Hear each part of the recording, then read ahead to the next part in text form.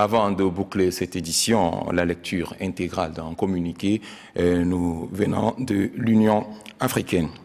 La présidente de la Commission de l'Union africaine, Dr Nkosazana Dlamini-Zuma, continue de suivre de près l'évolution de la situation en République centrafricaine. En particulier, elle est profondément préoccupée par la poursuite par les groupes armés concernés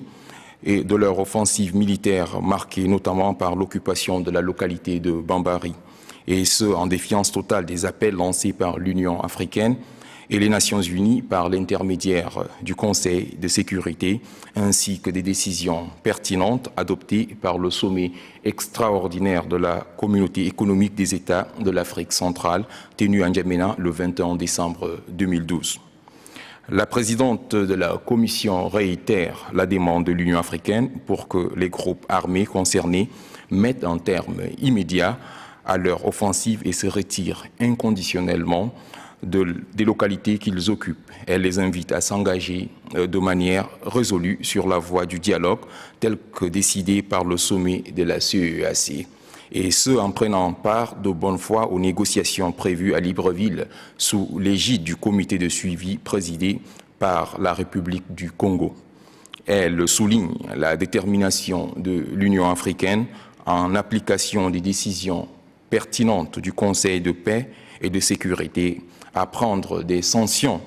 contre tous les fauteurs de troubles et à les isoler, ainsi qu'à solliciter à cet effet l'appui de la communauté internationale, notamment du Conseil de sécurité des Nations unies. La présidente de la Commission réitère l'appréciation de l'Union africaine au Tchad pour les mesures opportunes prises en vue de parvenir une détérioration accrue de la situation sécuritaire en RCA. Elle exprime l'appui total de l'Union africaine aux décisions prises par le sommet de la CEEAC et l'engagement de la Commission à contribuer à leur mise en œuvre, y compris en adoptant un soutien aux négociations devant se tenir à Libreville entre les parties prenantes centrafricaines, notamment à travers un soutien logistique et financier au déploiement de toute urgence d'une force d'interposition de la MICOPAX, comme convenu lors du sommet de N'Djamena.